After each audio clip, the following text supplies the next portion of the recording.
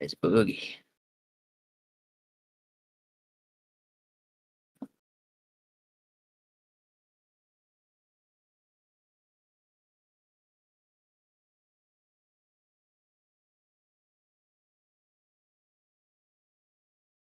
Is the mic extra shitty for you guys? For him? It's just a little. It sounds a little blown out. It's bad. not very good. Yeah. It's definitely taken a step down from what it was last Shit, am week, I'd say. I'm good, right? You sound clean. Okay, cool. Yeah. Yeah, I guess we only have. It's louder.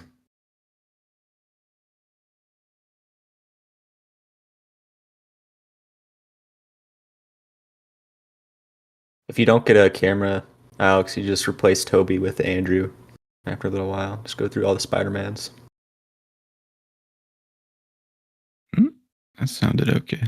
So, yeah, I was just looking at Fincher's filmography. So it looks like we only have one left after this. I mean, one more. Unless you want to do like, didn't you? Wasn't there one episode new of one, right? Love, Death, and Robots or something that he did, or and maybe something else? Yeah. You want to do that too, or we'll just? Oh shit! Yeah, I mean, I did watch some.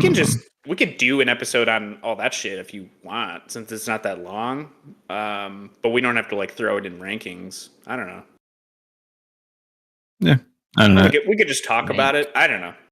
Yeah, I did watch a few of them. I mean, he has a pretty distinct style, I'd say, for a lot of his commercials and music videos. And I mean, it translates to what he does for movies too. So yeah, I mean, I don't know. Any opening credit scene. Yeah. It's fine. Yeah. It is what it is. I'm about to buy one too, man. Dan I hate still this hasn't mic. gotten back to me, so like, I maybe I'll just ask him. I'm getting coffee with him tomorrow, so I'll ask him about it if he'll actually look over your specs.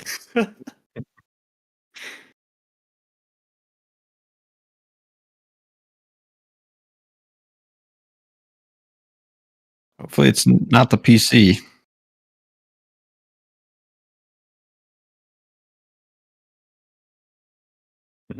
Take it out back.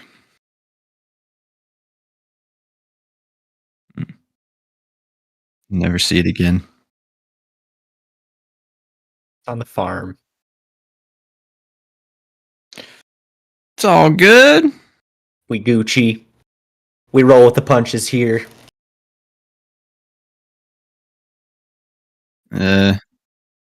Nah, man. No. None of these movies are jumping out. I mean, I do want to see The Last Voyage of Demeter, but even that one hasn't Yeah. I did gotten me to the kind of theater. want to see that. I heard it like is kind of bombing. But Yeah. I don't Dude, there was no advertising for that movie. Yeah, Like literally nothing.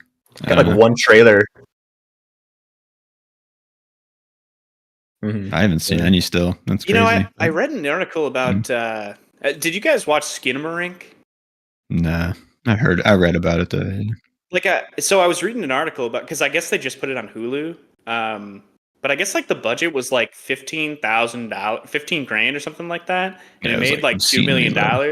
And I mean that's pretty decent. I mean, for fucking I don't know, low budget shit like that. I remember seeing it like at the Music Box, like that it was there, and it was there for like a month. But I don't know. I had heard it was like, you know, horror is not my thing. So like, I don't know. Yeah, that's like the only genre I feel like that can make that sort of like margin, like, you know, low budget.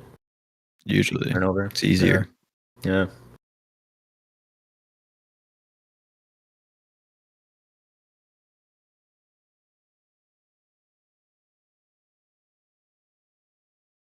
It's kind of dope. Is that El Mariachi? No, I still need to, but I could see it. That seems low budget, but not in a bad way. Yeah.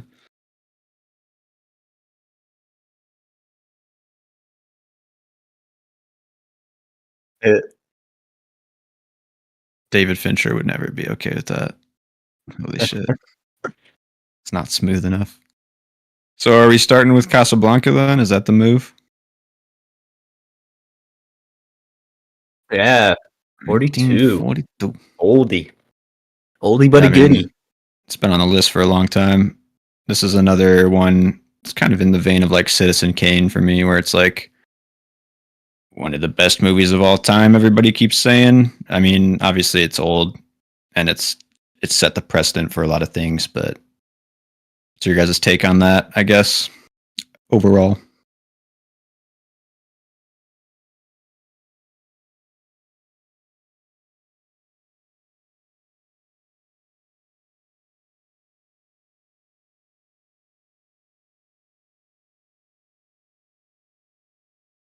Mm-hmm.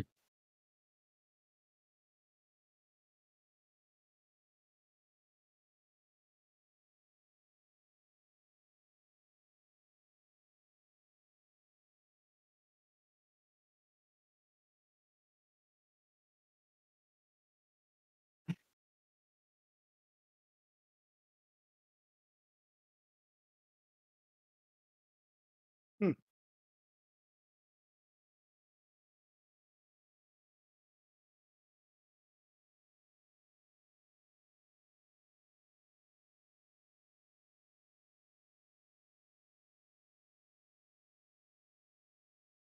Interesting. Interesting. Yeah, I mean, It's I fair.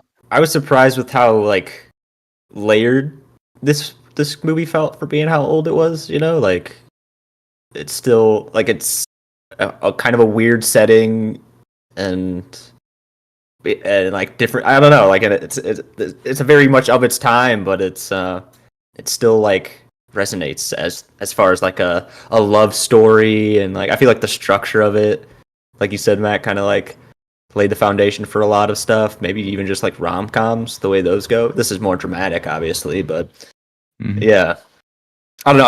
I wasn't blown away by the writing for like just like some of the dialogue. Well, some of the dialogue was fire, but then other times I felt like it was like, so Mhm. um, yeah. But I enjoyed it. These old movies, yeah, there's something cool. It's like a just a window into the past. So I enjoy watching them. I think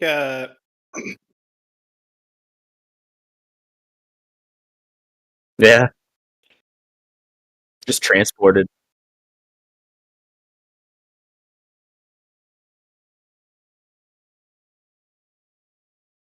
Yeah, true.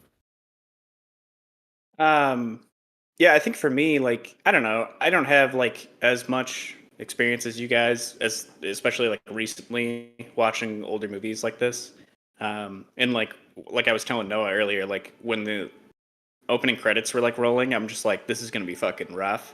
Hmm. But I actually I actually really enjoyed it. I mean, like you guys Nice. all said, like, yeah, there were really like compelling characters. It actually had like some depth to the story. Like there were kind of layers.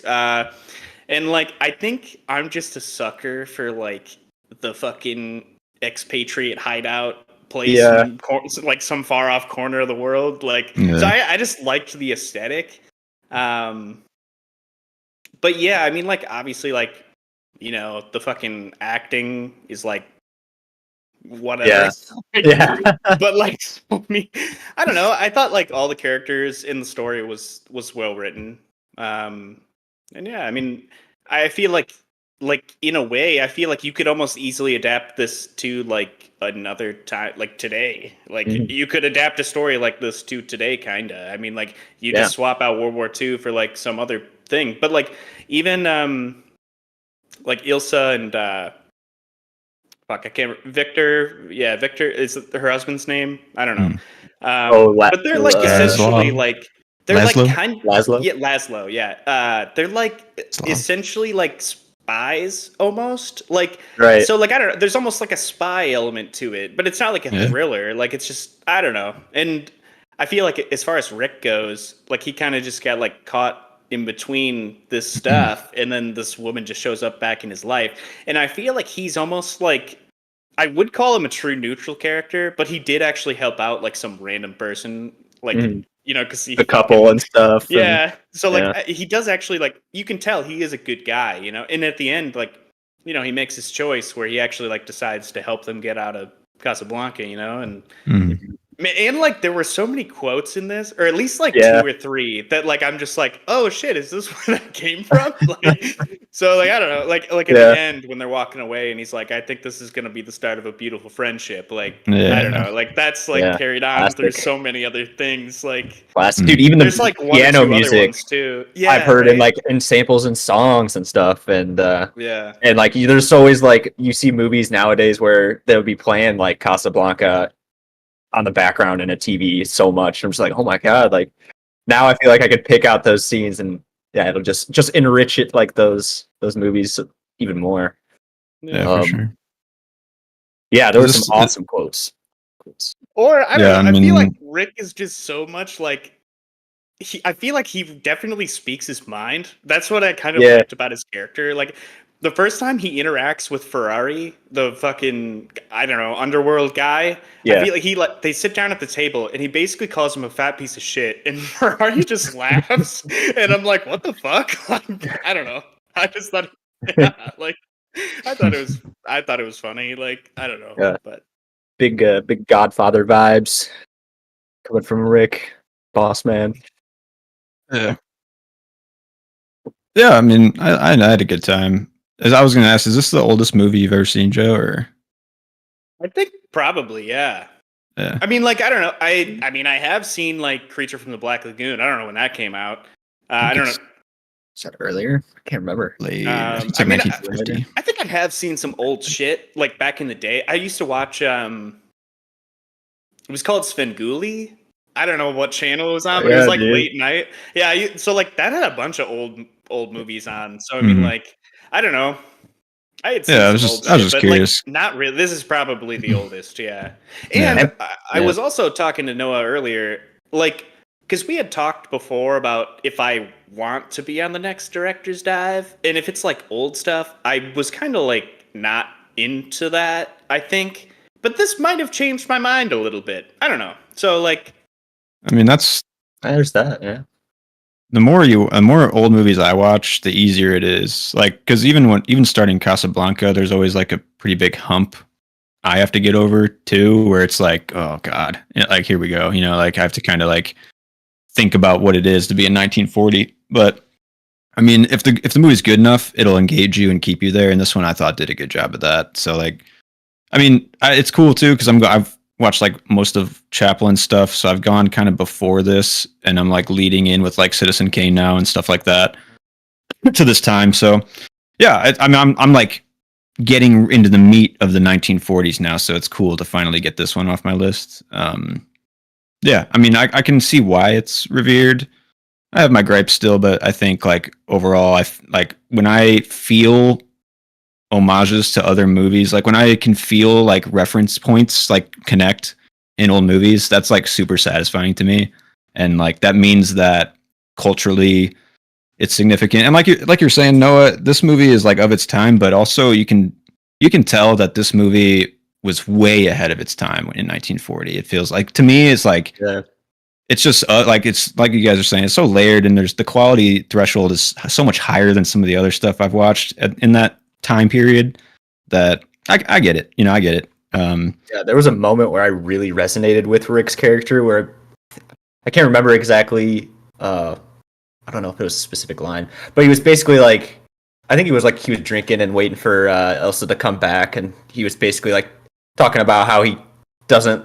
Yeah, like you were saying, Joe, he's kind of like this renegade, so he doesn't really care for like anything outside of his saloon now because he doesn't care for like American politics. This war is shitty. He's dealing with French and German and all this nonsense. So it's really just a dude like a man of fortune, like trying to make it, and then Ilsa is like the wrench in his plans. So yeah, it is cool. It is cool, like stepping back in time with these. Yeah, I don't know. I don't know if I have that hump. I kind of like. I know that hump is there, so I'm just like, fuck it, like let's dive in. Like I'm down. I'm kind of excited for our next oldies director's dive. I think it'll be fun, depending. Yeah, for sure, and especially Casablanca specifically. The first like 30 minutes of the movie are like all in the club. It like never like it's I don't know. It like engages you. I mean, I want to say there's like a super long take at the beginning too. just going through the club and showing you like the piano player and showing you like who's in the club and stuff like that. Yeah. I mean, that was like straight up Goodfellas energy, you know, like shit like that. That's like clearly just ripped from like this movie, kind of that feel. But yeah, I don't know, like the opening for this, the hump was not that hard for me, I guess, because this one just kind of like throws you in and like keeps it moving, and you're like waiting to get out of the club, but it doesn't give you that until like later. And by that time you're already in, you know. I don't know. Mm-hmm. Mm-hmm. Yeah, honestly, it's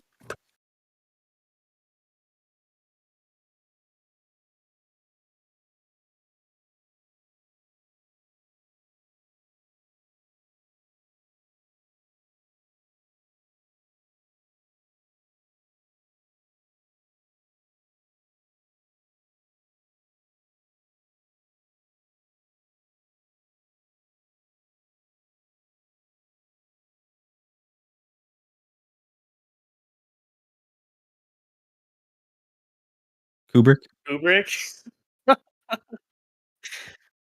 3 hours. Yeah. Did this movie feel long to you? I'm just curious.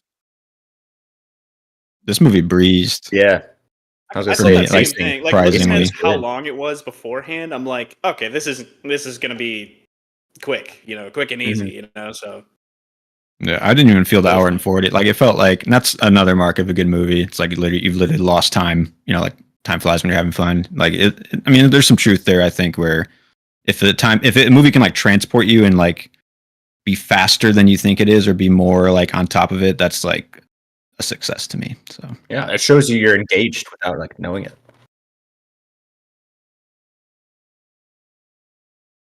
they keep you there. Yeah, for sure.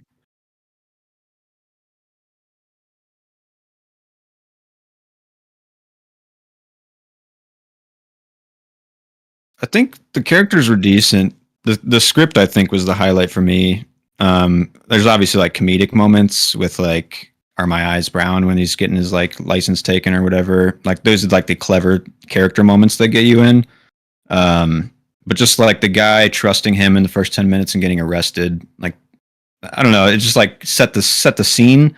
And then another line I wrote down is just it just made me laugh, and it felt super modern as far as like comedic taste goes, which is they're at like a market and the dude's like 700 francs, and then oh, for friend of Rick's, oh, you get a small discount, it's 200 francs. Right. Like it's a huge discount, and like discounts it again.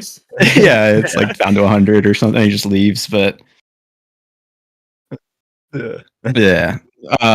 So I think like the ultimate machinations of the plot and characters are what really made this movie breeze and be good to me. The acting is pretty good. I will say I think like Humphrey Bogart, he's a cool character, but I would say I mean it's like the problem I have with most older movies is like the actor isn't really an actor, it's just a dude in a suit that can smoke a cigarette, and like he's elevated to a status level of a degree because of like reasons, like because people like to watch like a semi handsome white guy on screen, you know, in 1940. Yeah. And like nowadays, like actors like have to, you know, like try. I don't know. This character like was just like basically the New York accent was the character, you know, and it's like of the time, but it's also like kind of like to me he was kind of flat, and I warmed up to him, but it just I don't know. But I mean, maybe it's just all contained. That's the performance, you know. He's that suave, he's that cool, he's that guy. Yeah. Yeah. I mean, that's probably why his character is timeless now. You know, is because like I don't know. But also Ingrid Bergman, she did a really good job, I thought too. I thought like as far as like drawing you in with a performance, she killed it. You know, like she actually brought you in compared to Bogart. But yeah, and I mean her character's obviously got a huge complicated journey she's on, and I don't know, it was good. I liked how it kind of turned ultra dramatic when she pulled the gun out. Like there were turns in this movie that it kind of shifted the drama or shifted like to comedy or shifted to, you know, the love story. It kind of was a lot of different things, which is cool. But yeah, I don't know. That was like that scene in his office was like I think the scene that I'd most like seen before or like had been referenced the most that I remember seeing references for. Which one's that? When she pulls the gun on him and is like, go ahead, but like you'll be doing me a favor and like I don't know what to believe anymore, like that kind of thing. Yeah, that one, like got kind of eye rolly for me there. Her turn to like be on his side again in love or whatever. Yeah, same. I mean, maybe it was like yeah, flip. I respected her character a lot more, and then that moment was so hammy that I was like, I thought the same thing. All like, right. yeah, I don't know. Yeah, it was just too quick of a shift. Especially, I mean, yeah, she's married to this. Yeah, I was like also thinking, does she really love him that much, or is this like she's trying to play that card now? You know, like get him back. It's so there, right. It could be read between the lines a little bit. I got the feeling that she loved her husband for like what he stood for, essentially, not like really loved him as a person. He was a good character though, too. Yeah, that's the thing. Like him and Rick's interactions, I actually thought were like they're good. Like they were just smart and not like overplayed. So, which I would expect in dramas or and even things. With Ilsa, like there's clearly a love there. It's probably not to like the Casablanca Nights love. Obviously like the hot, steamy love that she has with Rick, but we'll always have like Paris. Yeah, it's kind of like Notebook-esque. Where like, one, I think. Yeah, that's a big one. Yeah, definitely. It's kind of like Notebook-esque. Like the dude that they're with now, like isn't really a dick, but like it's not our guy. So it's like, but I don't know. It's done even more tastefully in Casablanca. As the audience, it's like fuck that guy, But if we started with that guy, we'd be like, oh fuck Rick. Who is this fucking guy? Like, yeah, right. And then he just becomes like an okay guy the whole movie, and he's actually pretty good by the end. He proves himself that he's not, like a scumbag or anything. Yeah. I'd also made a note to highlight how great like the lighting was for this movie. Absolutely. Just shot composition in general. I think that's another reason why this movie is at the level it is just fucking beautiful choices. Like, and some of the camera work, it's smooth as shit. Like it's good, and it's dynamic and it does. It's crazy it does the job. How it's like how something so simple can still be so damn good. Yeah, like you get those fundamentals down. I was thinking too while I was watching this. I had watched like some YouTube video, like I don't know, a couple months ago about like audio in like media, like shows and TV, and how it's like changed over the years. And I don't know, like back in the day, they had to just like hide mics in like I don't know, fucking plants or like wherever they could, and people had to like speak clearly. And now like nobody fucking does that, and they just overdub shit like if they need to. And like in the video I was watching, like they talked about like Alec Baldwin and how like on like 30 Rock, Tina Fey like couldn't even hear him because he was like literally just whispering, and like he's literally inaudible except for the mic that's like on him. I don't know, it's just like crazy, like how like audio technology has advanced, too. Like, yeah, for sure. I mean, you gotta be way out in the open, like back in 1940. But nowadays, like it makes for better filmmaking, in my opinion, because you can get these intimate little, like straight up. It's like you only sometimes need like that, like primal like breath, and like to be able to get that's pretty cool to me. But I get what you mean totally. So shows you like how misused it can be. I don't know, like there's so much out nowadays and like a lot of it is just slop. Yeah. And it's like you watch a movie like this and it's like you had to work so much harder back in the day. Like like that kind of stuff, like definitely. You're actually shooting on film. Like there's a literal like time limit that you have for like I don't know, that's just crazy to think about. Your exposure has to be just right, probably to like you don't even know what you have. You're just like we think we did it right. That's right, yeah. Check it later. Yeah, that's crazy. Well, I didn't post. Hopefully. No VFX, no crazy. Like the closest thing to VFX is like what, like a dude snipping fucking plates out of the film and like filling in like with paint shit on the frame. Yeah, it's like, geez. Also, musically, I thought it was pretty solid overall. Just the score, and it harkened to La La Land. Like so much. I don't know. It's just crazy to see the reference points. It's like, also I felt Ocean's 11 when she first meets Rick again with their husband, they sit down and it's like literally the Ocean's 11 shot. The Terry And Benedict. it felt like, it's like when they meet at I was like, wow, dude. It's just cool. But did you? Yeah. I think, I could be right. Let me look it up because I think that, well, I mean, like obviously you're referencing like the newest Ocean's 11, the newer, but I think that there is an old one though, right? Yeah, it's got like the Rat Pack. Gotcha. I've never actually watched it, but like I don't know. I think it's in the movie chest, honestly. So maybe someday. I have a Ocean's 11 collection of the old one and then the new 3. Oh hell yeah! So if we ever pull it, no, I haven't watched it yet. So if we do, I was curious, like how much different it is. I don't know. Yeah, I think that's probably one of the cool guys in suits smoking movies. Oh, absolutely. The older ones, at least. Swanky Vegas film, dude. Oh yeah. Yeah. The newer ones, I love those movies though. Yeah. Those are great. Yeah, me too.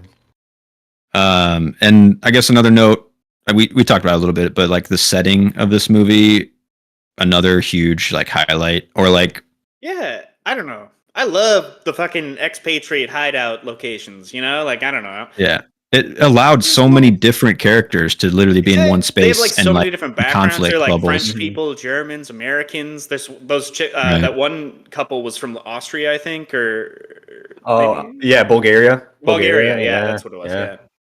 It just made like very interesting and like very tense when it needed to be. You know, it's cool. Yeah, and it's like I don't know how. I think maybe because of World War II, like this movie definitely like made it a point to like get all these sort of different views, different people and different views in like one place. It's like to like during, understand. Yeah, it's like during World War II. It's like in the middle of it too, which it's like not. It's like it does really good to like not be propaganda too in that way. You know what I mean? Because I feel like it could have easily fallen into that to just be like.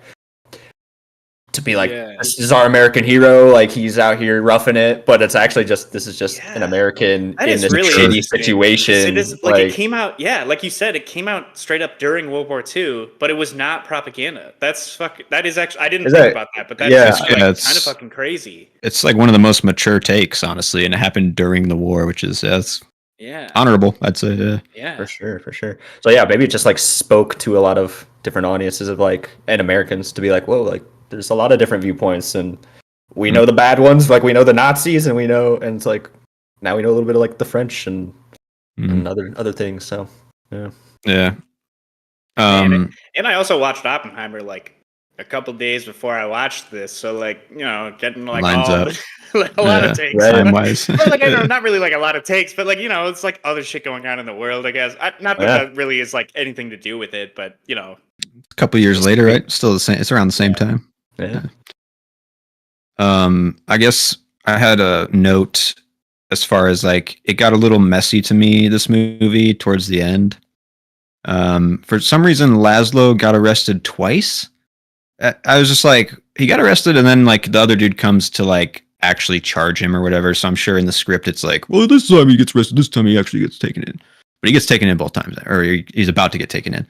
I don't know. I was just like, that felt sloppy or just like unnecessary. Well, I think like the first time he got taken in, it was with Ilsa, right? And I think that like I just remember I don't remember like the French guy in charge of Casablanca. I don't remember his name, but he's with the Nazi dude, I thought, in the office, and the four of them are talking. And that's when they first say, like, you either have to leave Casablanca or you have to stay in Casablanca, like one or the other, or something like that, right? And then they can just kind of let him go or something. Is that? Yeah, I'm just like, he got let go, and then like 5 minutes later, they come and arrest him again, basically. Yeah. I was just like, do we need to like have 2 arrests? I think like as like a screenwriting note. Something was supposed to have changed, but yeah, I didn't really pick that up either. Stakes must have changed slightly, but I thought I think they were just going to let him go at first, and then they decided the second time they arrested him, I thought that they were just going to, straight murder him. And I think Rick was like responsible for him being arrested at least one of the times due to love or whatever. Unclear. Maybe in another rewatch it'll be a little more clear. But I thought the plane scene at the end really brought the movie home. Like the gripes I was feeling kind of like washed away with that final scene. Because I thought that it was a great ending. I mean, there was like actual dramatic tension with the plane trying to take off, and the I think it's the French officer, like Officer Rando. want to say Renault or Renault, Yeah. Renault, something like that. Oh, Renault.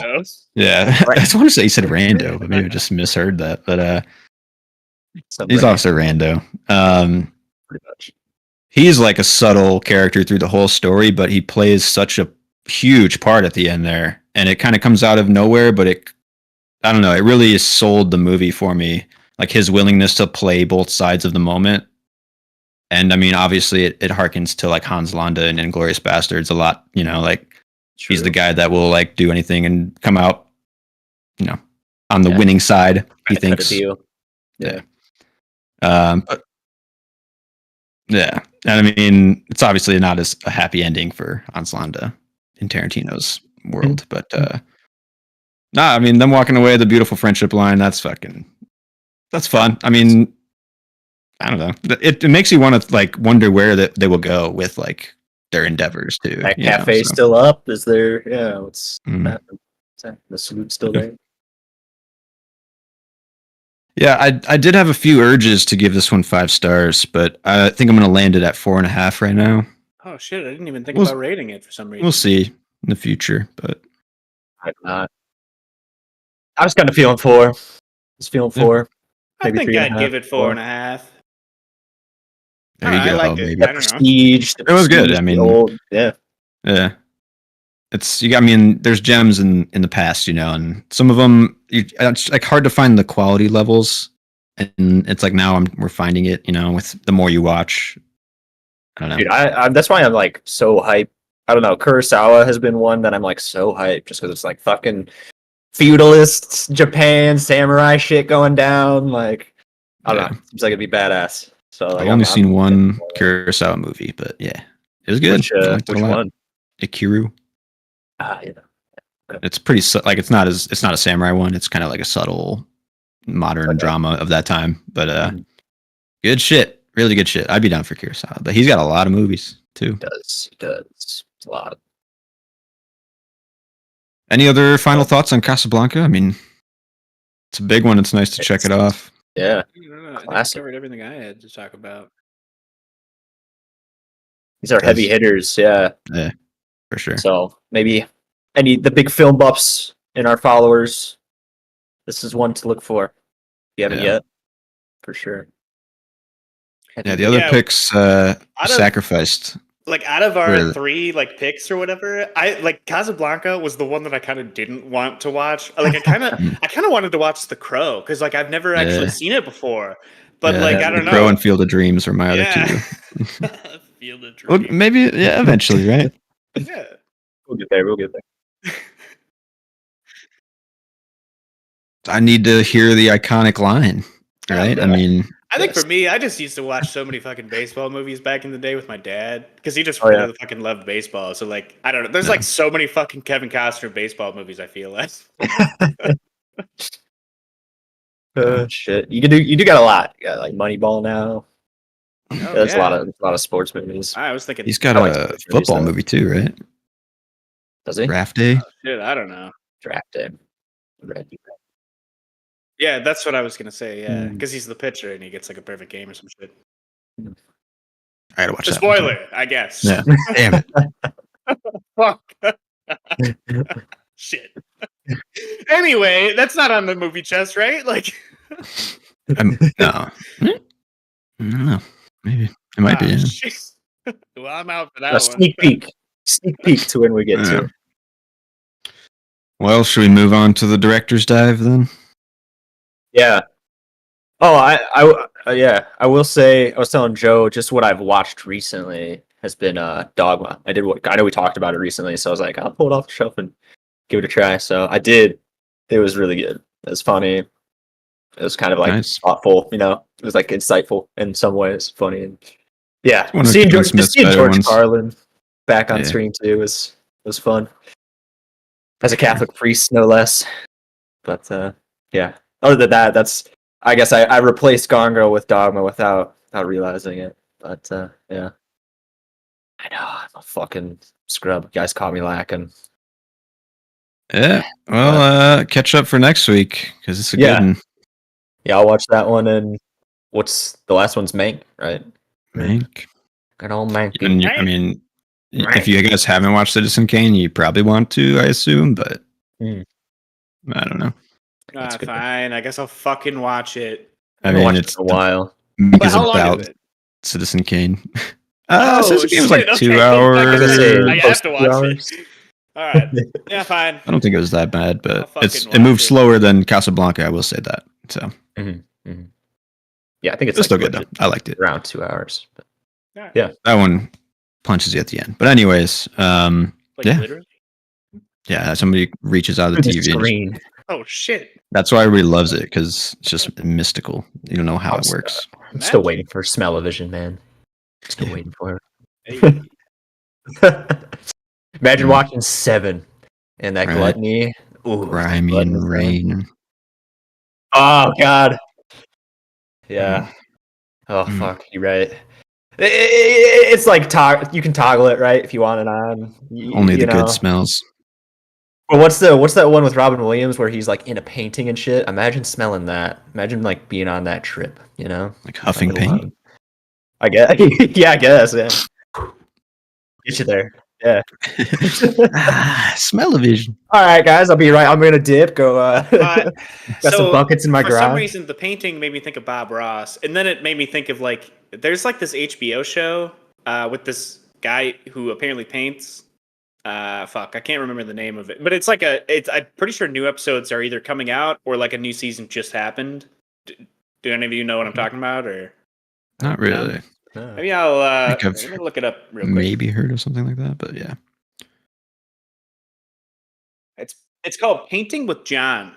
I watched like the first episode like a year ago, and it was just like I didn't know what the fuck was going on. I thought it was about painting, but like I don't think that it is. So like I don't know. I think I might give it a shot. Maybe I'll watch some of it for next week. Yeah, let us know what we're in for. Nah. yeah, he had clothes on. Said paint me like one of your French girls. Yeah, I guess it was the 3rd season. Yeah. So I mean, I guess people like the show. Nice. His name's John Lurie. I don't know. Anyway, it doesn't really matter. We can move on. John Lurie and John Wilson on HBO. Yeah. Oh shit! I was saving it until our time we talked about all the shit that we watched. Yeah, sorry, I kind of just seen the latest episode of How To with John Wilson. Yes, I think so. I don't know. I thought it was probably one of the best episodes of the show. In my was opinion. it the cleaning the ears one? No, it was shit. I don't know.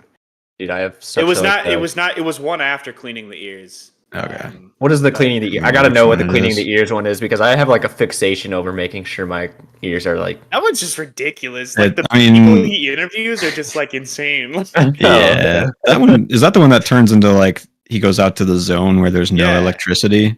Mm-hmm. I mean, yeah, the premise starts and then basically he just runs away from the premise and does like crazy shit. The guy with the truck was where I'm just like, are people actually fucking like this? Like, yeah, dude, it's crazy.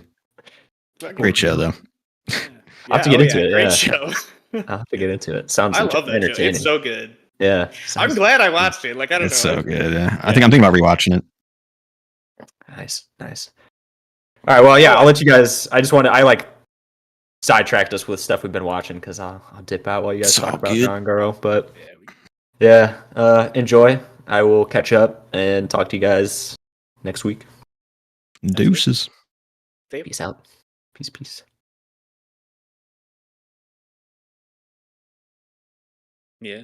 Yes. He gone. So yeah, director's dive number 10 of Fincher's filmography. Well, like the penultimate film. It's kind of snuck up on me. Yeah. He doesn't have that many films, I guess, so. I thought there were, I don't know, for some reason I thought we had a lot left, but yeah, really just the one. Right. Oh, a few months. Yeah. We'll talk about that one though when it comes out, right? Mm-hmm. Definitely. Me too. Yeah, right. Like I was telling Noah before this, like I don't remember the last time or the last movie I saw Michael Fassbender in. Like I don't know. Yeah, right. Like For me, probably, yeah. Yeah. Like, Needs to get back at it. I mean, Fincher's the guy, right? yeah. Yeah. Yeah, that's one of his best roles. Yeah. Speaking of best roles, yeah, I mean he's pretty good. But speaking of best roles, though, just a little segue. Honestly, what do you guys think? I mean, about Gone Girl in general, but uh, my segue is that I think that this is Ben Affleck's best role. I don't know. Maybe it's just like my flavor of Ben Affleck that I want, But like I have seen the town. Uh, It's a great movie. I don't know if I'd say it's his best role though. But it is a great. I like that movie a lot. I need to rewatch I it mean, though. yeah, I think I'd need to rewatch The Town, and I think I also would just need to. I don't know. I guess like I'm thinking of like shit that Ben Affleck is in, and I feel like I've seen most of his shit. So like, I mean, yeah, like I feel his like I standout agree with ones, you. Good Will I think this Hunting. is probably his best role. I don't know. Yeah. The Town, yeah, I mean, he does a good job in The Town, but there's this Renner there. This one like plays to like all of his like natural strengths and weaknesses as like a human. Like honestly, I just like it's like I don't know who could have done this role better than Ben Affleck. Honestly, maybe if I thought about it, but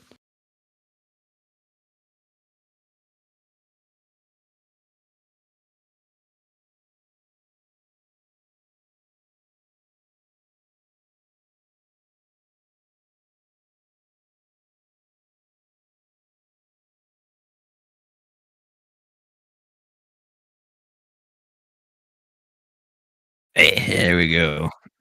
Yeah, it's just like, and it's also nice, like you said, you get to see kind of like the progression of a character with him, where it's like he's ultra charming at the front of it. He's like got this, he's It's like a smooth, he's downward smart, slope, as you find yeah, out and more information about him. he slumps into like his natural state almost. Yeah.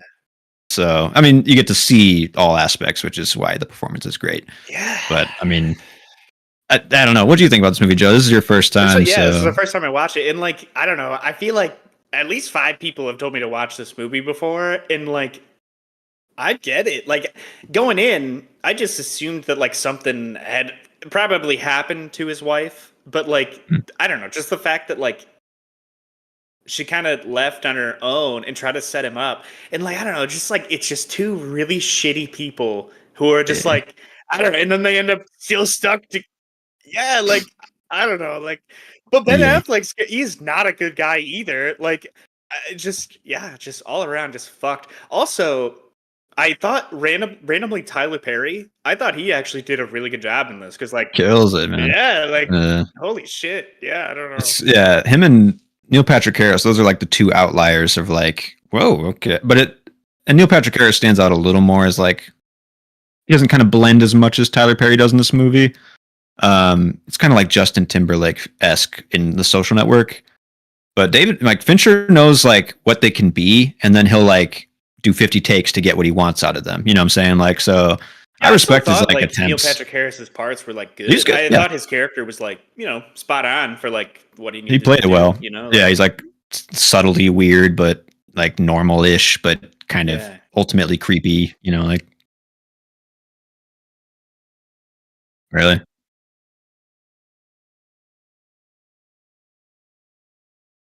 Yeah, I kind of figured he was supposed to be like that. I don't know.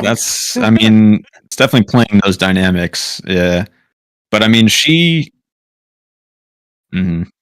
I know, right? It's so fucking creepy.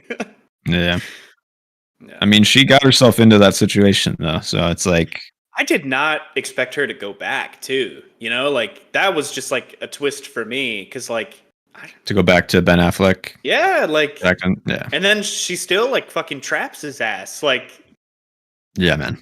and it's probably I would assume it's Neil Patrick Harris's kid, right? I mean like cuz I mean Mm, I think like it's his kid somehow, but that's at least what I got. Like she's okay. got his semen still or something, or like Huh. because she's like, I want to test, and she says, I love tests, which might mean she just will cheat her way through it or whatever.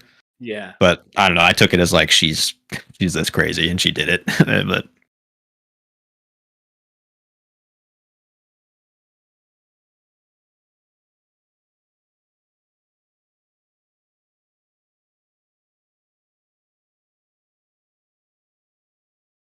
Yeah.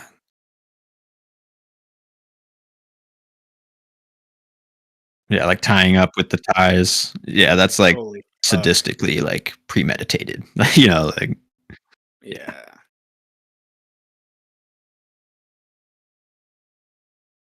what yeah, for sure. I mean, she's like leaving a wake of destruction in her path. Like, yeah. Yeah, I don't know. I Yeah. just love how it's like through the story too. It's like Ben Affleck's descent first, and she like is painted as like the Amazing Amy. victim, and then you find out that she's fucking crazy. Like I don't know Yeah. when you find out that she wrote the journal like right before she left. I'm just like, okay, this is fucking okay. What is going on now? Like, Dude, I mean, this yeah, go ahead.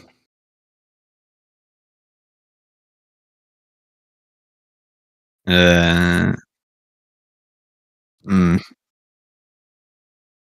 yeah, I mean, this movie is I'll say it now, I think this is one of Fincher's best.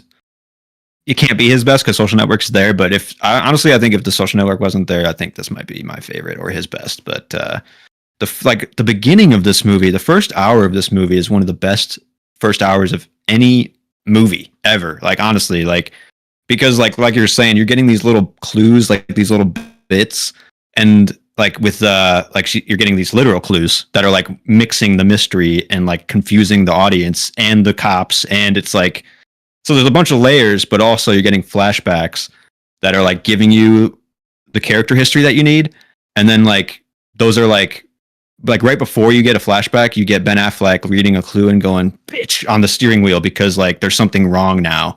But back then, it's like all beautiful and perfect, and it's like you know that there's like something happening here. I don't know. It's just the first hour of this movie is like perfectly paced, and it just fucking I don't know. It just breezes, and it just feels so good.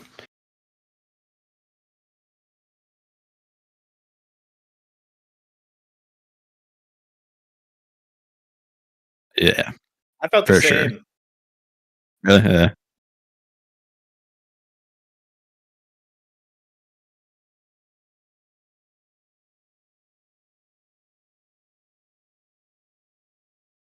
Mm.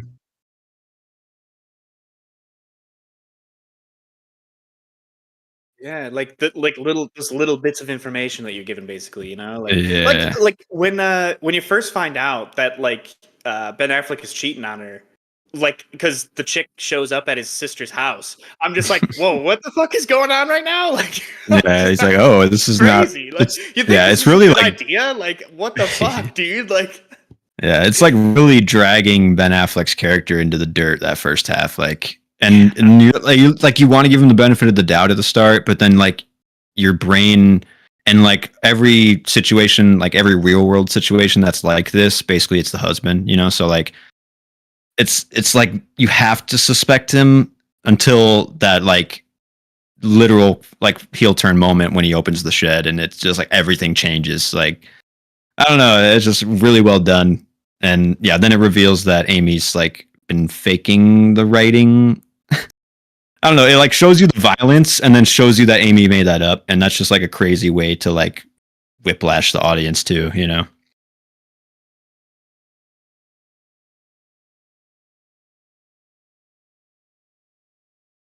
Uh,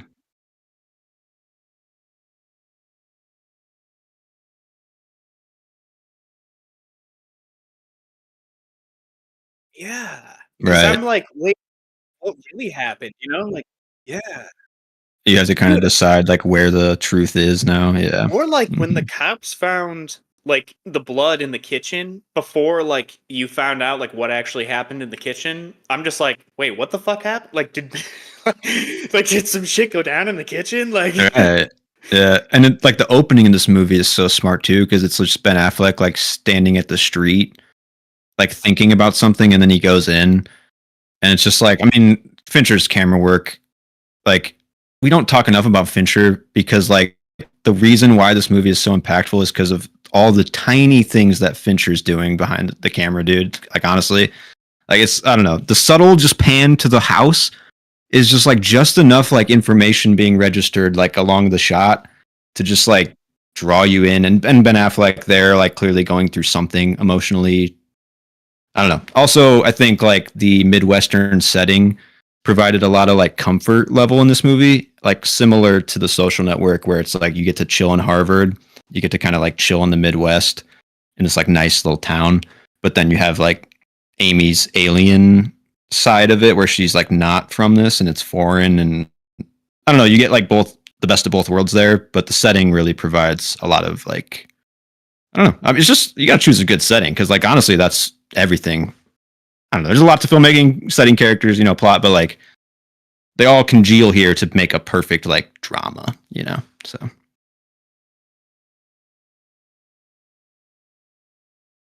and I mean, this watch through, my first watch through, I viewed mostly like the two characters. I mean, obviously, this is like a psychopath story. One is like way outweighing the other, but I've kind of viewed them as like equally dramatic, or like the conflict to be like two-sided in a way. And then on more rewatches, this one specifically, I pinpointed a lot more just like straight up psychopath shit of Amy. I don't know, like the spitting in the Mountain Dew shit, like that's like I don't know, she's just a child and she's like literally upgrading level by level until she gets to murder. So like it's the Mountain Dew. Yeah. Man, And she's I the only feel, one that like, knows. scared Like, that I'll like run into a person like this at some point. You know what I mean? Like,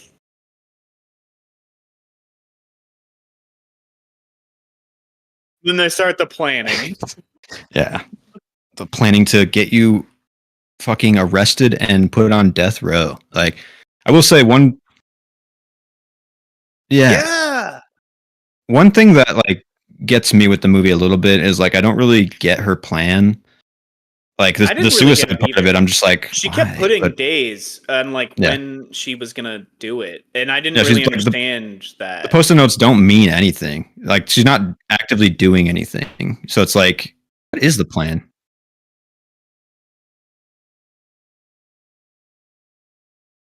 Then it would be adjusted.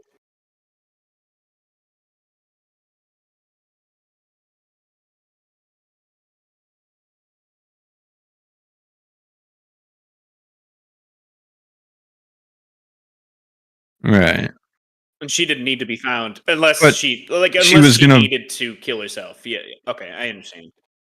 but she was gonna kill herself by pills and drowning when there's all blood related things in the crime scene. I don't, it was just like there's like Matt, we didn't I get mean, there, all right? It's fine. well, I'm just saying it's like short sightedness of the character, which could be justified, I guess, because she's so like hyper focused on her own plan that it's kind of just fucked up and stupid overall. Like, but like I don't know.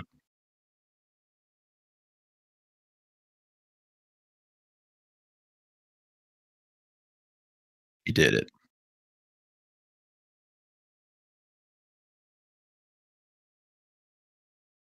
Hmm. I guess that's true. Did she say like where she was gonna do that at though? Didn't she say like in a river or something like that? And was it River or like a lake or river like something. close by? That's what I'm saying. I thought she was going It's to like I drive down to guess like Mexico. you would have to connect Ben Affleck to that somehow. You know what I mean? Like Right. I don't know. Maybe there probably would have been. I don't know. Like yeah, if it got to that, I feel like she probably there would have been some shit. I don't know. I mean, Yeah. Like honestly, I don't think she was ever going to kill herself. yeah. Maybe. Maybe. Yeah. Oh yeah. I just don't see like her really seeing the end goal other than him being dead, like, and that's super fucked up. No, I don't. That's what I'm saying. I don't. Yeah, I don't think she could do it. Like she's got too much going on for herself. Like or so she like thinks. Hmm. Um.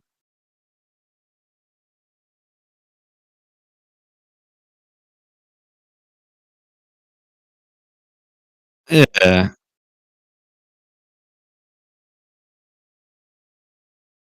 Yeah. Like she gets robbed.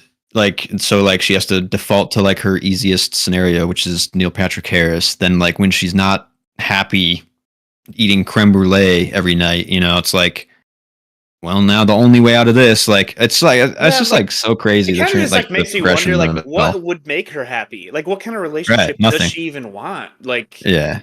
Well, that's like I mean, fundamentally, I think is really solid in this movie overall. And like the question that's always going to linger is like the relationship conflict that you get with like any relationship where you're kind of like hostility and comfort are like two things that are constantly like melding in a weird way. Yeah. So I don't know. It's just like,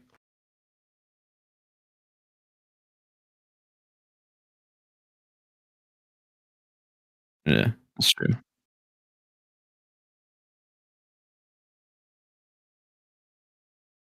I can do it. I can have control.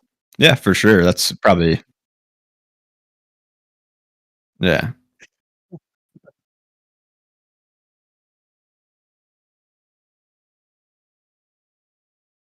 Yeah.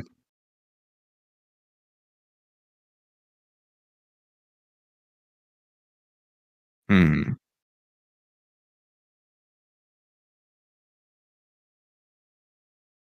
It is. Yeah.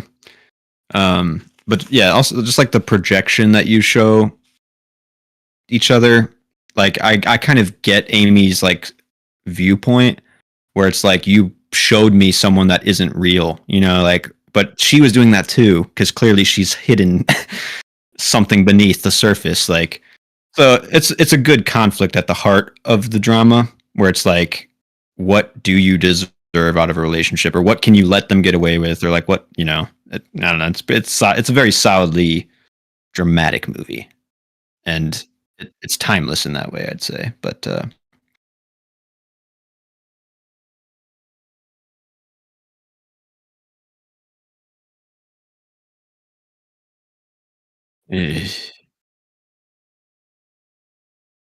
hmm I mean the opening and the closing what do you guys think about that I guess like just the what have we done to each other I think about opening my wife's brain and like unspooling like what's inside like I don't know it's very eerie I like how this movie ends you know and yeah, like 'cause just it's her like, looking up at you like yeah, just like a totally different perspective at the end of the movie versus like the beginning. right yeah yeah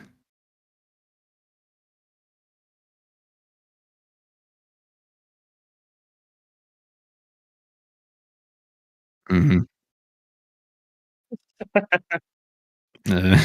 yeah.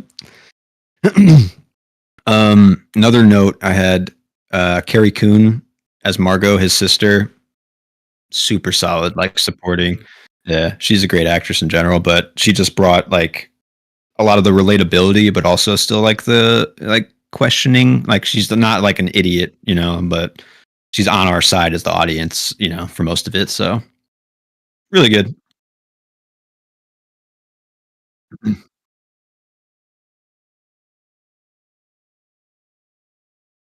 Uh, Kim Dickens is Like dude, deputy or something. Yeah, they're like and my wife thinks she did it. sidekick.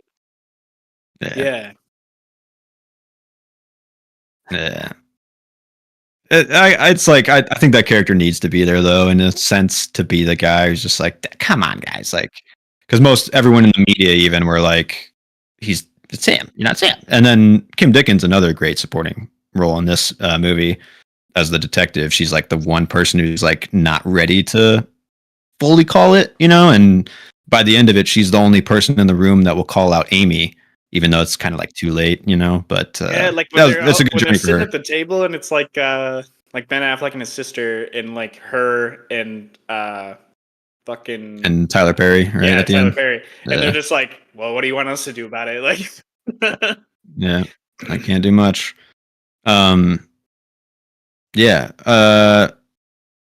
I guess another note is just strangely, I don't know why like I thought about this, but like the product placement in this movie, it's very in your face or like very not like in your face, but like there's a Mountain Dew bottle sitting on the thing. There's a Sony TV when he opens the shed of like the biggest reveal of the moment of the movie, you know, like so like it's I wonder like if that was I mean it's intentional obviously by Fincher and I think it actually adds to like realism in this specific story like to a level of like this feels like a person this is like happening in Missouri right now, you know, like So I think like this type of product placement was super successful in ways that others are not. Like even with just like the Apple laptop, it's like, what's the laptop for? Laptopping. Like that's something that anyone would say about like an Apple laptop. I don't know. It's just weirdly like this product placement just worked.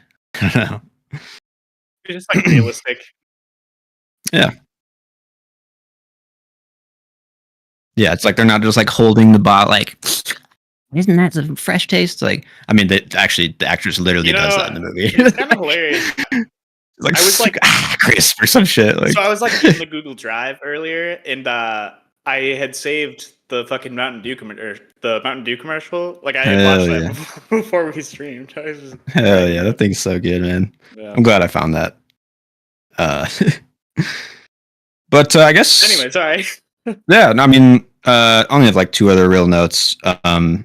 The score, Trent Reznor, Atticus Ross come back. They're like the go-to guys now for most subtle scores, and this one was like ultra subtle. I felt, yeah, I don't know. A lot of times it's just like a few notes here and there, like barely anything in this movie. I feel like it's just very, I don't want to say one tone, but it's very like, I don't know. It just like relies on its own strengths. Like you don't have to. It didn't need music. You're like, no, that's good.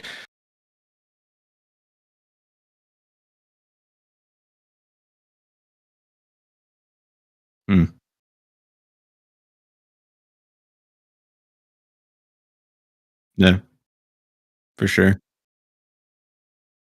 Yeah. Final question I had, and I'm curious what you guys think, is like, is this a story that you think deserves a sequel? Like, do you want to see these characters like in the next conflict, or like what I was thinking when I was like pitching in my mind, like my sequel is like the divorce battle that's gonna happen in like 10 to 15 years, you know, like, and the like playing the kid's side against each parent. I think there's like a lot of meat there that you could like bring more of these like psychopath elements and like drama into it. So I don't know if I need it. I'm just curious what you guys like. It definitely leaves it open for like more, obviously. So is there like it,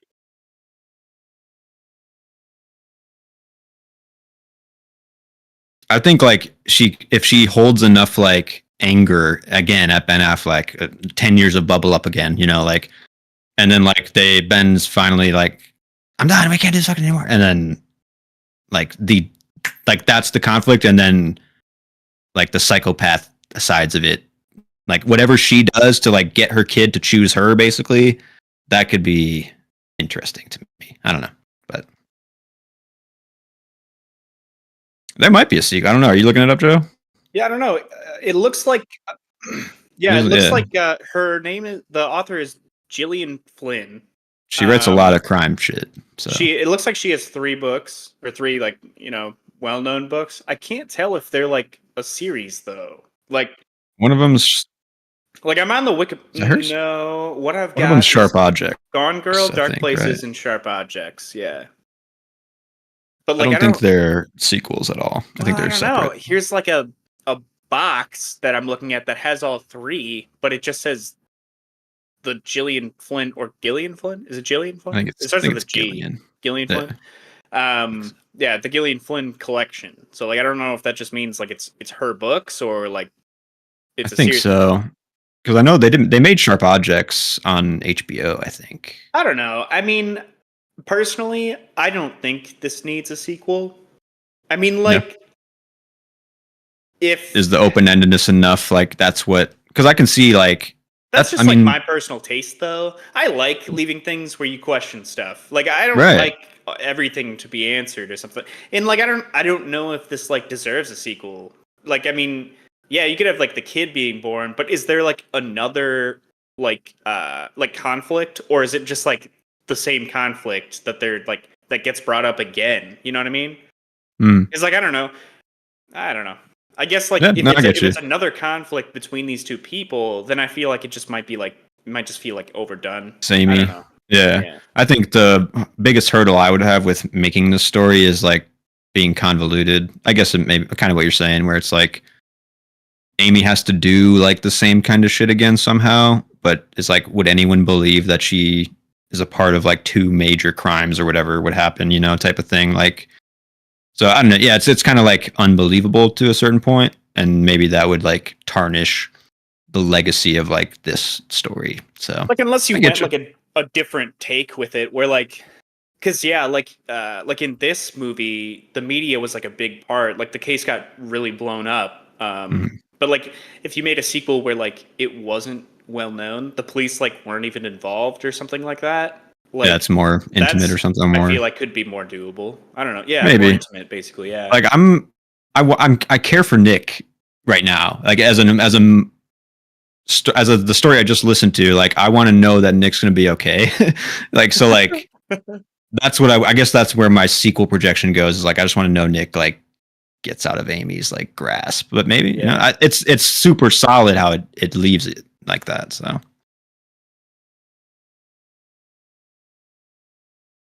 Did she say that to Neil Patrick Harris? She was gonna kill him. She was gonna fucking murder him, like indirectly. I don't know. I don't believe that. She could just poison his ass. Well, yeah. I don't know. Yeah.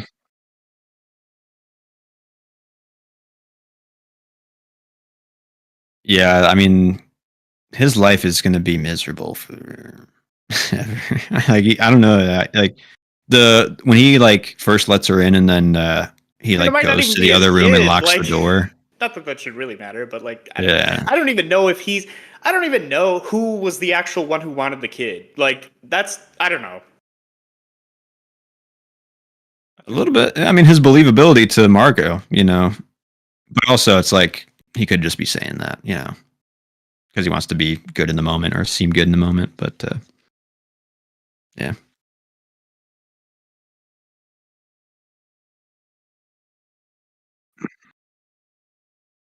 Right. She's on top of it. Yeah. She's a step ahead. Yeah.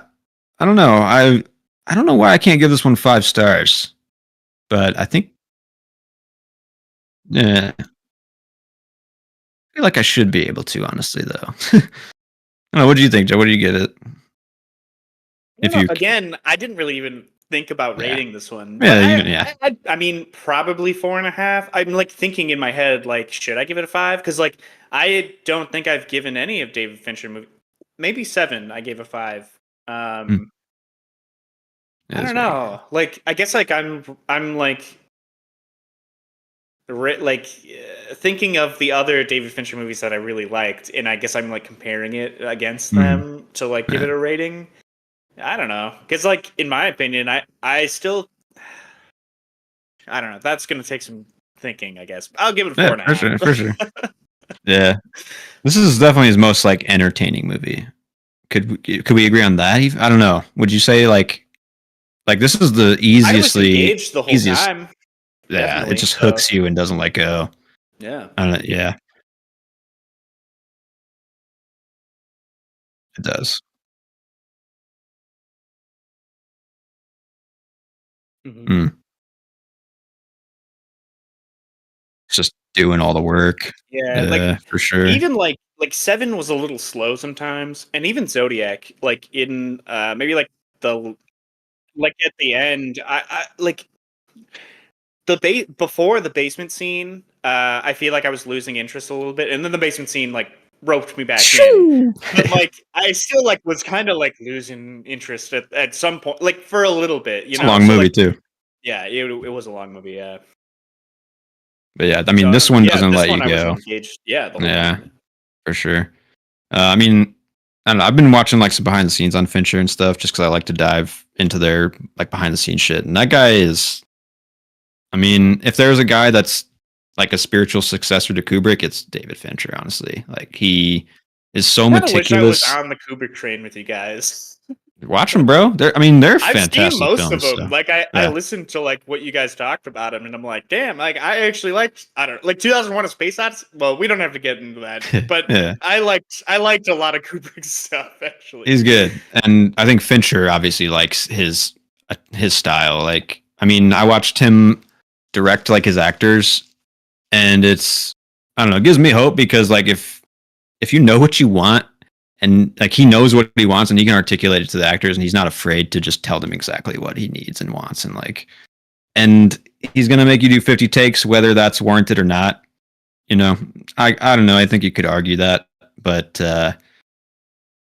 by the end of it, the product that he has is undeniable. You know, so it's he's a great filmmaker, man. I like him a lot. Did you notice? Oh, did you notice this movie also? There's, I mean, it's always so smooth. It's always so feels so fucking good. There's one shot. I think it's only one in this movie where Ben Affleck's getting chased by the paparazzi. Like, why are you running, Nick? Why are you running, Nick? As they're running after him, and like through the yard, I think. Yeah, he's going through the park or whatever into the police car, and it's the one shaky cam that he gets in the movie as he's getting into the car. Dude, it's like so effective in that moment, like because he doesn't use it, and like it's just he's just like very tailored. He knows exactly what it needs to be, and he knows exactly when to push different things. Like, man, he's got skill and he's got craft for sure. So, man.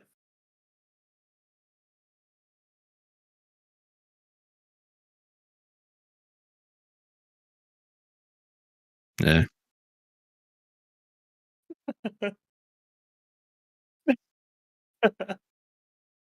Yeah. Well, it's like you have Kubrick as like the prototype and you have Fincher as like the guy who chiseled it. You know what I'm saying? Like he literally just knows like he cut all the rough edges off and was like, that's it. So yeah. He's definitely following in the footsteps. What's I mean, I am very excited about Mank, honestly, because it's I don't know, it's like the only one I haven't seen. Too. I love that shit's fire. Yeah. And that episode is scary. Yeah. He actually does a lot of like computer generated shit. I was kind of surprised because most of his movies they are there, you just don't notice it because he's really good at like knowing when to do it and knowing when to pull back on like giant green screens and shit. But he has like a lot of music videos and a lot of just like standard little shorts that are like or commercials that are like computer. I don't know, he's into that shit too, which is kind of cool. Like so. What like era? Like, does he still do stuff like that, or like? I watched a lot of his commercials. They were like early 2000s and like 2010s. And is that like the same thing for the music videos too? I think music videos were like 90s into like 2000s. Because I could definitely see that with like the intros from like like Fight Club or like like a lot of his intros. I mean, they're like eerily reminiscent punky. To like a music video. Yeah, for sure. Yeah, I mean.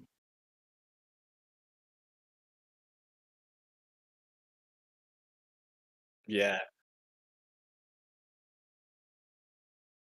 Yeah. But that's cool. He does stuff like that. Yeah, he's like skilled in other areas that I didn't really give him credit for either. You know, like the crab episode of Love, Death, and Robots is visually stunning. Like that's insane. And yeah, just super fucking good. Yeah. But yeah. I don't see crabs in the same way anymore. I can't eat crab anymore. But yeah, Mank next week. Cap it off, right? Be fun. Cool. I'm down. I got my rank already in order. Mank's the only one I got to now kind of like think about. Oh shit, so. I gotta think about it. Yeah. Yeah. Oh damn. I gotta watch Citizen Kane too. Are we doing another movie chest? Yeah. We can. You don't want to see Blue Beetle? All the fucking summer movies? I think we called it till the end of September, technically. But honestly, I think. Wow, I was like looking at the box office ratings right now, and like, dude, Barbie is doing insane. I did not expect that at all. But I also think that it was like the combination because Oppenheimer is also doing pretty good. So like, yeah, it's like fifth. Yeah. Mm-hmm. Yeah, and I had like that one little thought of like, man, if Barbie really takes off, that could be something crazy, And then I was like, did you number 8. Oh, yeah, I was putting like low. I think I put Oppenheimer at 10, and Barbie's not even on my fucking list. Oh, really? I had Barbie and Oppenheimer like 8 and 9 or some shit. I didn't know which one to put. Yeah, I think so too. Yeah, like damn. Yeah, it knocked off I had like the top 2 right until Barbie came. So that kind of sucks, but it is what it is. Just smashing records, smashing everything, fucking going crazy. Yeah.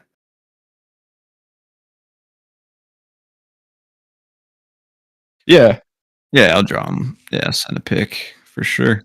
You guys want to talk any shit you've been watching, or you good, or what's up? Watched a couple things. What you watching? What'd you think about that one? Yeah.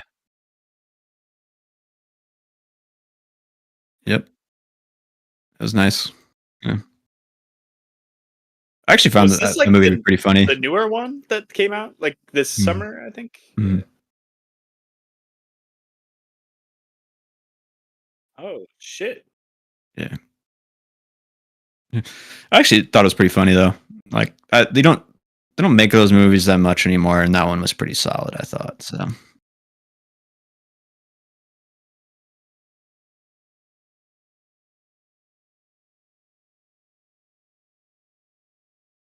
Yeah.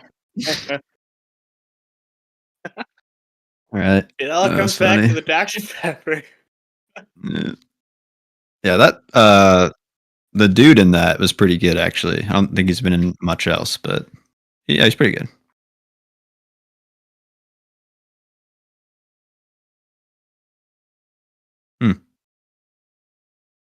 Start doing some others. Yeah. Who's the dude? Do you know his name? Nah, it's relatively unknown. Yeah.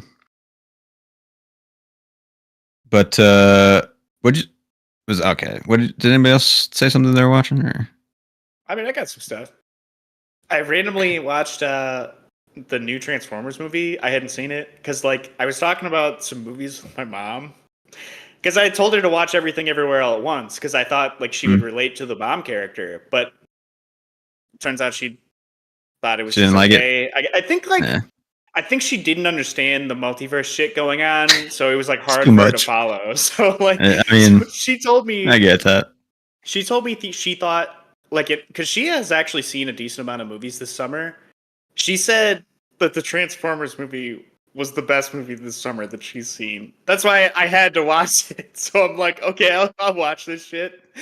And yeah, I mean, like, not great, but I feel like they at least tried to like go back to like actual like the Transformers like TV show or like animated show. Nostalgia.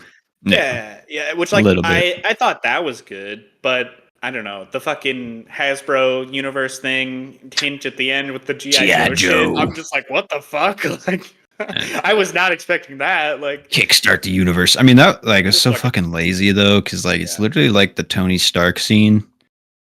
Like if you write the Tony Stark Avengers scene, like 15 years past the first Iron Man, like what are you doing? I don't know. Like it was just so like it's like 10 years too late in my opinion. Yeah, I don't know. I thought it was fine.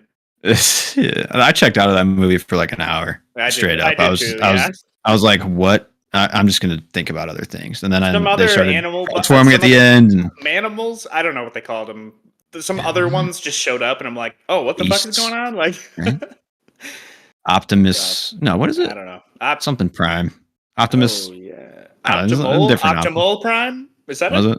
I don't know. I mean, if it's an animal, it's similar. I don't know. Yeah. Whatever. Why are there two primes? I don't know. Whatever. The characters in that movie too were just like named himself after Optimus Prime. Maybe I was checked out for that part. I mean, I like the main dude, like the Hamilton guy too.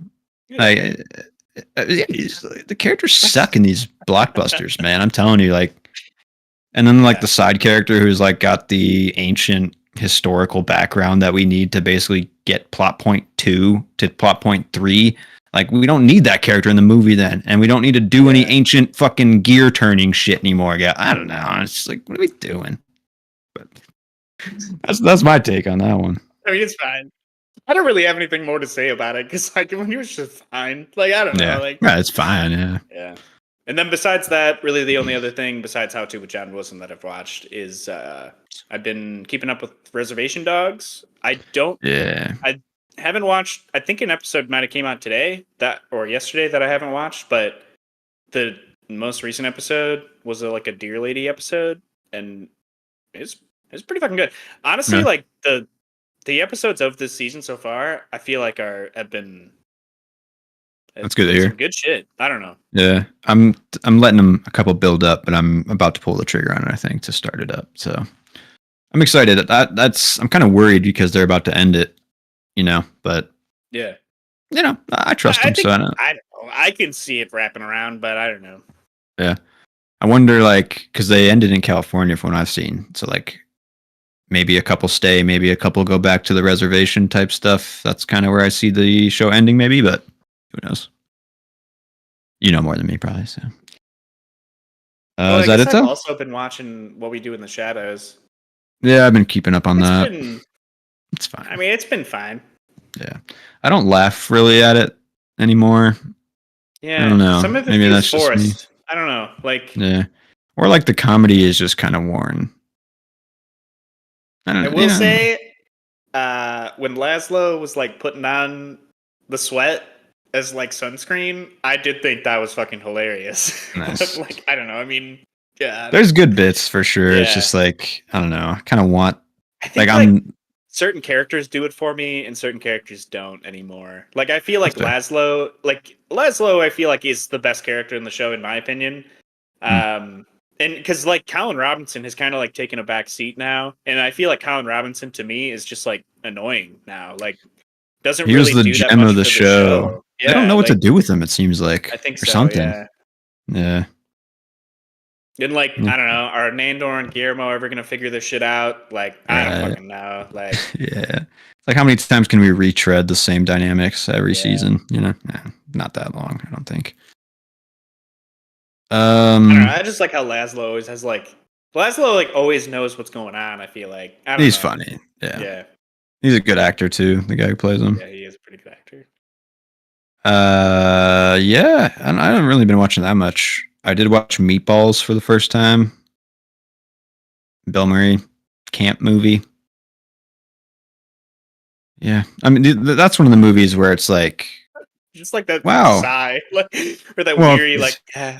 Yeah, it's unfortunate because in the vein of Casablanca, it's there were no camp movies, and then there was Meatballs, and now there's camp movies. There's so many fucking camp movies. Yeah, so it's well, I get it, but it's just not. I mean, Bill Murray in it, I find kind of taxing too, which is unfortunate. But there's not even good comedy writing. 79, I want to say. So gotcha. It's early. I think it's his first movie too. So it's he hasn't really established his brand as much. When did had moments, had the structure of a camp movie, so I gave it 3 stars. But when did the one with the good. golf come out? Caddyshack? Yeah, when did that come out? I think that's 82. Gotcha. I want to say because I feel Bill Murray is not that big of a character in that. I feel in Caddyshack, no. Is he is he the main character in this? Yeah, he's the main. He's the camp counselor guy who just is constantly helping people who are doing everything. He has a great speech at the end. It's basically the best moment of the movie for me. But yeah, I feel Caddyshack by that time, that's where he really solidified his goofiness, kind of, or outlandishness. But it's fine. But let me ask you guys this. Yeah. Did you guys ever go to camp? To summer camp? Not a whole summer, but just a week. One time. Are you talking about band camp? No, actually, I didn't think about that, but I don't know. I don't really count that though. Nah, it was a Christian camp when I was still church stuff. So that's rough. Thank God I didn't have to go to anything like that. I mean, it was kind of fun. We did capture the flag and shit. It's basically any other children's event at church where it's just keep my kids and don't let them cuss. I don't know. I did finish Demon Slayer. It's decent. I mean, there's a little twist at the end there of the last season, I guess. Of the newest one? Is all the dub out? Yeah. Because I feel that's this is when it starts. It's final arc. It seems and even the end of the series, because I read the whole manga. So Yeah. Is because it kind of done short? now. Seems short. I mean, if it's ramping Yeah, up. I mean it's relatively short. I mean, there'll probably be a couple more seasons, but at least two Two. more, I would Yeah. say. I could see that. But I mean, the villain was basically like, I'm in the end game now. I don't have to wait Yeah. anymore. So I like, mean, you know what you said though, like it was fine. Like the end of the season, that's kind of how I felt about the series. I kind of like it's overall. predictable. You know what's gonna happen. So Like, I mean, yeah. To me, I don't like know. You know, the the main battles character is even gonna aren't like he's like gonna hang out with more Hashira. They're gonna like come out, and then they're gonna have some final fucking battle with all the people, and that's yeah. Even like the demon fights, like they're cool. Like the pot demon was the coolest demon I've seen yet. yeah. Like the And animation that stuff is pretty. it's great. The arc is cool, but like I don't think the writing is that solid, man. Yeah. Just like straight up, like the fight with the pot demon, he like traps the Hashira in water, talks to him for like 10 minutes, and then like he's like, okay, I'm leaving now. I know you're gonna die. Goes over to the cabin, sits at the cabin door for 10 minutes, being like, why is this guy sharpening his sword? Why can't I stop him from sharpening the sword? Yeah, right. It's like, are you an idiot? Like, it's like you're just being too convenient in the writing. It's like, oh, then the water Hashira Just breaks kill his out, ass, and then like- yeah, it's like, dude, what are you doing? Like, and like, it's not it's actually compelling. the missed Hashira, all right. Oh, yeah, you're right. Yeah. I mean, I like that character. You know, it's like I like some of the things they're doing. Wow. It's just like He is actually a pretty cool character, and like, yeah, they do delve into characters' backstories, but like, it is kind of like out of nowhere. I mean, it's still like cool, like it's interesting stuff. It's just like there's not really a transition. All the the time. formula is right before I chop the demon's head off, we're gonna flash back and tell you who this demon is. Like, I get that's your format, yeah. but like, it just feels like there's nothing important happening. And, you know, it's like, well, you just told us about the demon, and now he's dead, and now we're gonna move on and do the same thing for the next demon. You know, like it. Okay, like I'm waiting to like care about something straight up. Look, Like I think for anime, I think like me and you just have a different view on it nowadays. Because like I don't know, like I think we were just spoiled with good anime from like I don't know over the years. I guess like I don't know, you can't fucking beat Full Metal Alchemist or like I don't know Samurai Champloo, Cowboy. In my opinion, Cowboy Bebop. You know, yeah, but, I like Cowboy Bebop. That's like good shit. And nowadays, I feel like it's just. I feel like what you got to get out of anime is just like the fucking animation. Like I feel like that's like really the best part about it, or like the weird tropey shit. Like that's what it is now, you know. Like, and like I feel like that's why I've kind of like distanced myself from it. You know what I mean? Like that's fair. I mean, the tropey shit to me is like Demon Slayer's downfall because it's like I see exactly what you're doing, and you're not interesting enough compared to other animes to make it better, and the writing to get you out of like your 6 arc battles is like sloppy. Like I don't know. It's like it's not compelling in my opinion. I'm going to start Mob Psycho though, and I'm very much looking forward to that one more. Hey, I think I'll like that one more, but we'll see. I fucking love Mob Psycho, and I mean, like, I don't know. That's probably top 5, at least top 10 for me. Okay, cool. I think it's just going to be definitely more unique. I would think. I think I just like. I don't know. It's just like. It's just overall just a good story. Nice. Cool. Characters are cool. Like Mob's just like I don't know, a kid figuring out how to interact with people. Because like not Tandro who just is like a dude. Yeah. Yeah, right. Who's just like always good. He's just like too good. Like I don't know. And he just yells all the fucking time. They did get me in the last episode with Nezuko though. Because they showed me 5 minutes of flashback clips. You know, like, and they led me down the road of thinking like she was gone. And whatever. That was good. They got me. That's the one time in the show straight up that I've like cared. So like, it took me season finale of season 4. Like, okay, we got somewhere. You know, like good. What did you think of the like robot thing that had the mark on it? It had like a sword in it. I don't know. The last thing I saw was the pot demon getting killed, and then the tiny demon getting killed, and the little drum dude. Earlier in the season before the demon showed up, I think. Okay. I don't remember.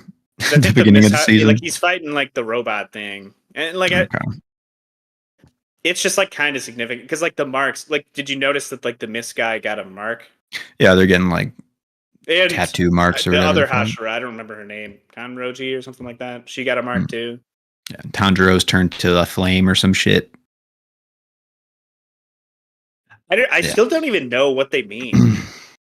Like I don't know if it's ever actually explained. It's just cool. It just looks cool. I guess, yeah. It's like they've changed forms. My scar or whatever is. Anyways, I'm getting through The Sopranos slowly. I am watching Only Murders in the Building. It's decent. I don't think I'd recommend it to either of you guys. So. Steve Martin? Is that his name? Yeah, Steve Martin and Martin Short. They're great. They kill it. Selena Gomez is decent in it too. She's fine, but the writing's pretty solid. It's just like I don't think it's a show for everybody. I think like the tone is just kind of its own, like a little hipsterish kind of. But it's decent. I'll watch it. And then Winning Time is the only other show that I'm like actively engaged in right now. I'd recommend that one. I don't know if it interests either of you, but it's as far as like HBO quality shows, it's definitely there, you know. So it's got great actors. I don't really know the history, so I think I'm more on board for the story just because I'm kind of learning it along the way, whereas other people are probably like, that's fucking dumb. That's not how it went, you know. But yeah, I mean the acting list is really the highlight because it's like 20 fucking big names. So yeah, one of my friends is actually like starting it. I mean, he said it's good too. I remember you talking about it before too, and I don't know. yeah. If I need something to watch, I think I'd rather go to that than The Sopranos because like I do still need to watch. I still need to finish The Sopranos, but like I feel like I forget every week until like you bring it up again that you're fucking. I don't know. It's a hard one to start. I'll tell you that much. Like, well, I it doesn't call to me. And then you got 5 more to go. I got to like the first episode of the second season, and I'm just like, I don't think I can do this now anymore. Like, yeah, I feel that. I'm gonna watch a season a year until I'm done because like it's just. I feel like it would have been hard. a much better show to watch like weekly, 100%. as it was coming out.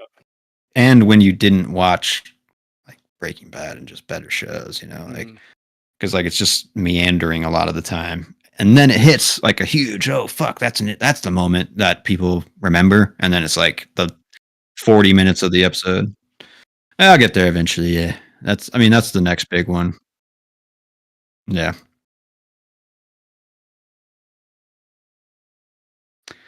yeah. It definitely The Wire feels more like dramatically bound than The Sopranos, I'd say. But I could get down with The Wire. Yeah, I'll get there. But I mean, other than that, not much. I really don't want to watch Futurama anymore, but I'll probably finish that new season when it comes out. Yeah, I started the first episode. I don't know. I've seen all of it before, and I know it's been canceled like I don't know, probably like 2 other times before. But like I feel like it wasn't canceled when the show ended. And the actual end before Hulu picked it up, I thought was a fitting end for the show. Like so I don't know. The fact that they're like continuing the show for me, I feel like it's just kind of like why? I feel that.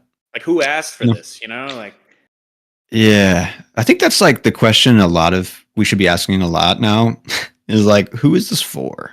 Yeah. Like, really? Because, like, especially with these, like, nostalgia dips where you're, like, yanking something out of, like, 30 years ago.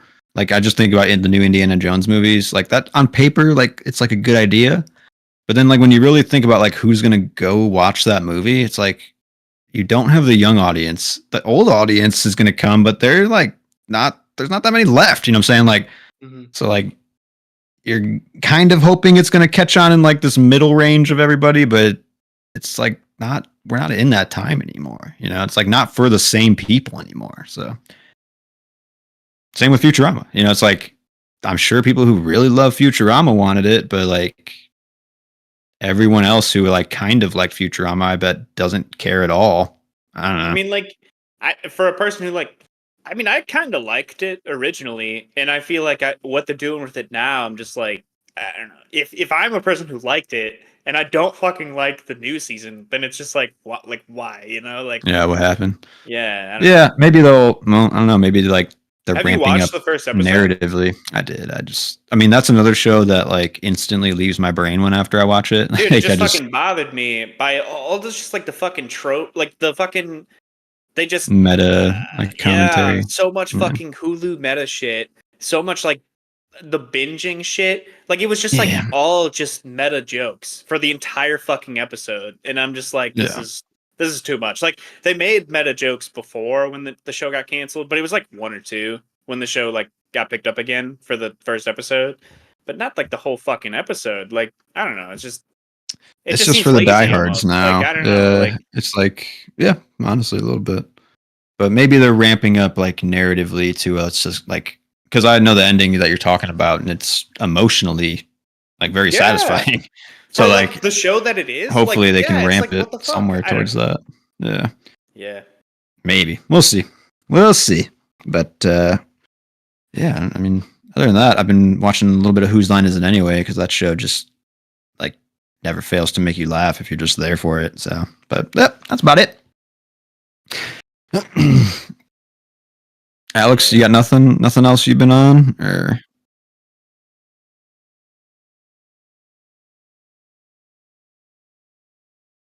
yeah, I need to do that too. Like what kind of stuff? Dude, I've been waiting for oh go ahead.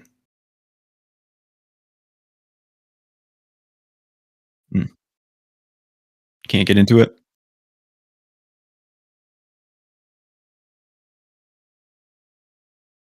Yeah.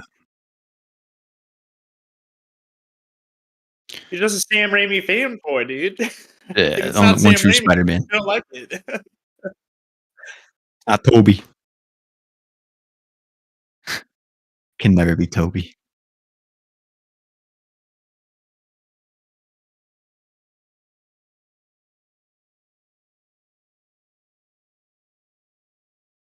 Yeah.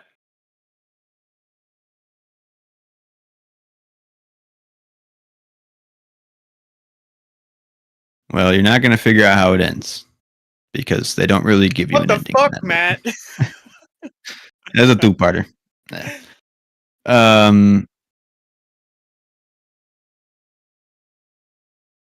That's a long movie too, isn't it? Like 3 hours long. I Or think it's like something. close to 3 hours. Yeah.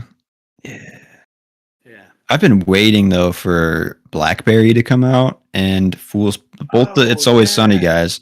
Been wanting to see their movies like so bad. They weren't Fool's Paradise was in theaters near me. I didn't go see it. I'm sorry, Blackberry Charlie was Day. up But like at the music box for like 2 days. So really, like, I didn't even know it was out. didn't I come saw anywhere like around on me. the sign, and then I'm like, ah, fuck, like Yeah. I don't have time to go see this. Like, I really want to see that one. So like when that comes out, I'll be hot on that one. I think pretty quick. But I do have a couple other like summer blockbusters that are just kind of passing me by here. So I still got to see Barbie. Honestly, like the last couple times I've tried to see it, it's just been sold out. But I haven't tried in like 2 weeks, so it probably is fine now. I mean, I was just like randomly checking the seats like 3 days ago. Oh shit! Seriously? Every theater is like still jam packed, and like I was like, beat the Mario movie probably. I think so for sure. Yeah. Like they even like are giving more showtimes to Barbie now. Like the newest movies that are dropping, like the Megan stuff, have like 2 theaters, and like like they just know where the money is like going. So fuck, dude, it's crazy. Yeah, it's a phenomenon. Yeah. Wait, how many? Have you seen it? Yeah, we saw it. Yeah. Oh, okay. Oh, how many Barbie and Ken costumes you think are gonna be this year for Halloween? Did I send you? Like when it came out, my sister like sent me this stuff in like this group message with me and my brother, and it was like your Barbie type based on your fucking zodiac sign or whatever. So mine was like an Aquarius. I think I was a cowboy. Cowboy Ken. It was funny. I don't know. It made me chuckle at least. I feel like I'll have to be Alan if I were to dress it was up. only Barbies. Like it was just like, what kind of Barbie are you? Okay. Yeah, there's Barbie, Ken, and then there's Alan. I'll probably be Alan. So. You got anything else you want to talk about, or should we just close her out?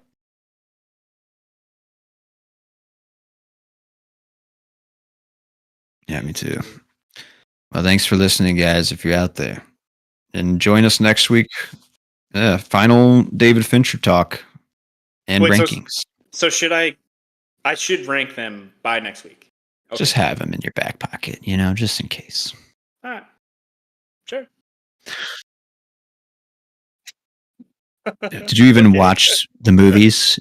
No, I faked my way through all of it. I just read the IMDb synopsis and just coasted. Yeah. All right. Yeah. See you next week. Later, dudes. See you guys.